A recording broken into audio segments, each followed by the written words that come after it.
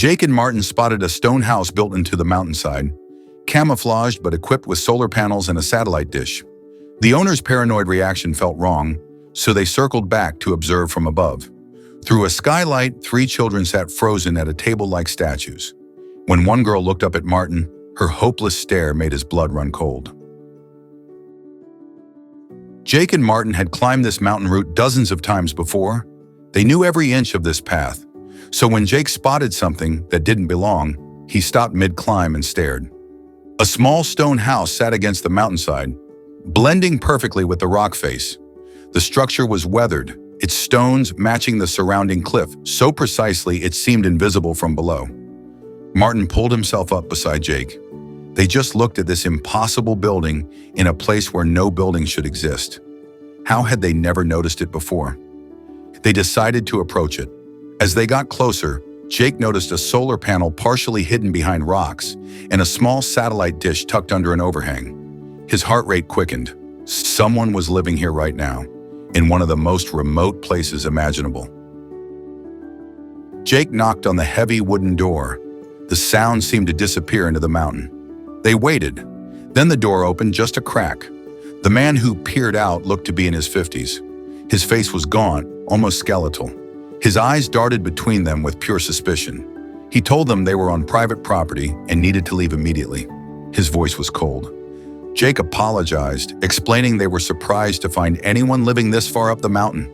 He tried to sound friendly, unthreatening, but the man wasn't focused on them. He was scanning the mountain path below, as if checking whether anyone else was coming.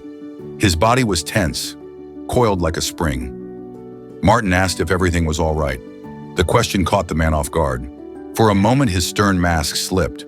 Something desperate flashed across his face, raw fear. But then he recovered, insisting everything was fine, and shut the door firmly in their faces. Jake and Martin continued their climb, but something felt wrong. The encounter kept replaying in Martin's mind like a warning signal he couldn't ignore. Why would someone living in complete isolation be so paranoid? And why did he look terrified rather than annoyed? They discussed reporting it to Mountain Rescue, but Martin couldn't stop thinking about the man's eyes. The fear he had seen wasn't normal wariness. It wasn't the reaction of someone who simply wanted to be left alone. It was the fear of being discovered, the fear of someone hiding something terrible. Martin convinced Jake they should observe the house from above, just to be sure.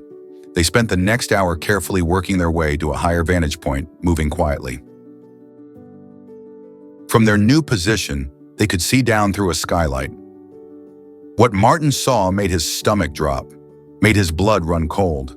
3 children sat at a table, completely motionless, staring at their plates. They weren't eating, they weren't talking, they weren't moving at all. They just sat there like statues, like prisoners. A woman moved around the table, setting down cups. The children didn't acknowledge her, didn't look up, didn't react. Jake pulled out his phone and started filming, his hands shaking. The children moved like they were terrified of making noise, terrified of doing anything wrong. This wasn't normal behavior. This was fear. Then one of the children, a young girl, suddenly looked up directly at the skylight. Her eyes locked onto Martin's for just a second. Time seemed to freeze. She didn't smile. She didn't wave. She didn't show any relief at seeing people outside who might help her. She just stared with an expression that made Martin's blood run cold. A look of absolute hopelessness. A look that said she had given up long ago. The woman noticed where the girl was looking and rushed over. She grabbed the girl's arm and pulled her away roughly. The girl didn't cry out. She didn't resist. She didn't fight back. She just let herself be moved, completely compliant. Jake was already calling emergency services, describing what they were witnessing. His voice was urgent, stressed. The dispatcher told them to leave the area immediately and wait at a safe distance, but Martin couldn't move. He kept watching through that skylight, unable to look away from what he was seeing. The man from the door appeared below. Martin watched as he checked each lock on the inside of the door. Then he added additional locks from the outside, heavy metal bolts sliding into place. That's when Martin understood. The locks weren't to keep people out. They were to keep the children in. This wasn't a home. It was a prison. Over the next hour, they watched from their hidden position. The children never played. They never laughed. They never acted like children should. They moved through the house like ghosts, always under the watchful eyes of the adults. Every movement was controlled, measured. When police and mountain rescue finally arrived, they had to use bolt cutters to get through the multiple locks. The sound of metal cutting through metal echoed across the mountainside. Each lock that broke felt like a small victory. What they found inside confirmed every terrible suspicion, every nightmare they had imagined. The 3 children had been reported missing from different towns over the past 3 years. Each had been taken during a moment when their parents looked away. Just seconds of inattention. One from a park, one from outside a grocery store, one from her own backyard. The couple, Robert and Ellen, had lost their own children in a house fire years before. The grief had destroyed them, twisted them. They had built this remote hideaway and systematically kidnapped children who resembled their lost kids. They had created a twisted recreation of their old family, replacing the children they had lost with stolen ones. The children had been conditioned through fear and isolation. They had learned that resistance meant punishment, that noise brought anger, that defiance meant days locked in a small storage room carved into the mountain rock. They had given up hope of rescue. They had stopped believing anyone would come for them.